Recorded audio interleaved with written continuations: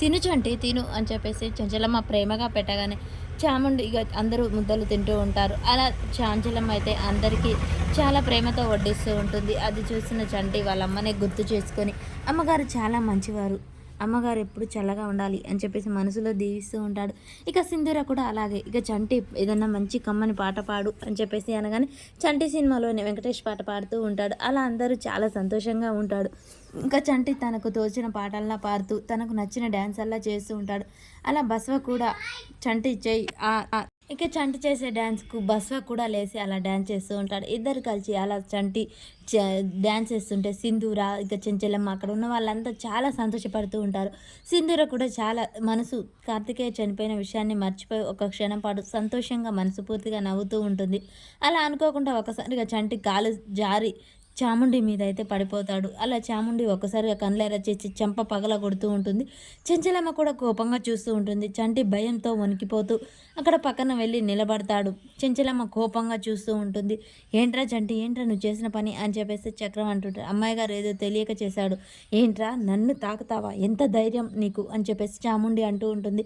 ఇక చాముండి వాళ్ళమ్మ కూడా నా కూతుర్నే తాకుతావా అని చెప్పేసి అందరూ అంటూ ఉంటారు. అమ్మ ఏదో తెలియక చేశాడు అని చెప్పేసి చక్రం సర్ది చెప్తూ ఉంటాడు. తెలిసి చేసిన తెలియక చేసిన తప్పు తప్పే చక్రం అని వాళ్ళ ఇంట్లో వాళ్ళందరూ చెప్తూ ఉంటారు. చాముండి తప్పు చేస్తే మందలించితే సరిపోతుంది కదా అని కేశవ్ అంటూ ఉంటాడు. ఇక చెంచలమ్మ అలా కోపంగా చూస్తూ ఉంటుంది. తను చేసిన తప్పుకు నా కూతురికి క్షమాపణ చెప్పాలి, పనివాడు నా కూతుర్ని తాకుతాడా, నీకెంత ధైర్యం ఉంటే నా కూతుర్ని తాకుతావు అని చెప్పేసి భగవతి అంటూ ఉంటుంది. చెంచలమ్మ నువ్వు చేసింది తప్పే అని గట్టిగా అంటుంది. క్షమాపణ చెప్పాల్సిందే అని చెప్పేసి అనగానే సరే క్షమాపణ చెప్తాను అమ్మగారు అని చెప్పేసి చంటి నన్ను క్షమించండి అనేసరికి చెంచలమ్మ ఆపు అని గట్టిగా అంటుంది. ఆ మాట వినగానే చంటి ఆగిపోతాడు. ఇక చాముండి కోపంగా చూస్తూ ఉంటుంది. చాముండి క్షమాపణ చెప్పు చంటికి. ఏంటి నువ్వు మాట్లాడేది, నా కూతురు పనోడికి క్షమాపణ చెప్పడం ఏంటి అని చెప్పేసి అంటుంది. భవతి నువ్వు నోర్ముయి అని చెప్పేసి చెంచలమ్మ అంటుంది. చాముండి చెప్పు అని గట్టిగా అరుస్తుంది. అత్తమ్మ నేను క్షమాపణ చెప్పడం ఏంటి, పనోడికి ఆడపిల్ల అదుపు ఉండాలి, నోరు పొదుపు ఉండాలి, అంతేకాని నోటికొచ్చినట్టు మాట్లాడి చేయికొచ్చినట్టు చేయకూడదు, చెప్పు క్షమాపణ అని గట్టిగా అనేసరికి నన్ను క్షమించు అని చెప్పేసి చాముండి అని అక్కడి నుంచి కోపంగా అయితే వెళ్ళిపోతూ ఉంటుంది. చంటి భయంతో భయపడుతూ చూస్తూ ఉంటాడు. ఇక చెంచలమ్మ కోపంగా భగవతి నోరు ఇంట్లో వాళ్ళందరి నోరు మూపిస్తుంది. పనివాడికి ఉన్న విలువ మర్యాద కూడా మాకు లేదా వదిన అని చెప్పేసి అడిగి వాళ్ళందరూ మొహం తిప్పుకుంటూ ఉంటారు.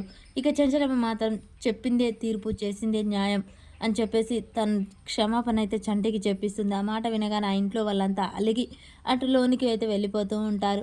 ఇక చంటి అమ్మగారు నేనే చెప్తును కదా క్షమాపణ అని చెప్పేసి అనగానే ఎప్పుడు ఏం చేయాలో నాకు తెలుసు, ఇక మీరు కూడా వెళ్ళండి అని చెప్పేసి అనగానే అక్కడి నుంచి బసవ వాళ్ళు అందరు ఇంట్లోకి వెళ్ళిపోతూ ఉంటారు. ఒరే చంటి నువ్వు తిన్నగా ఉండవా, ఎప్పుడు ఏదో ఒకటి చేస్తావు, చూడు నీ వల్ల ఎంత పెద్ద గొడవ జరిగిందో అని చెప్పేసి చక్రం తిట్టి వెళ్ళిపోతూ ఉంటాడు. అదేంటి బాబాయ్ నేను ఏం తప్పు చేయలేదు కదా, ఏదో కాలు జారింది అని చెప్పేసి చంటి అంటారు.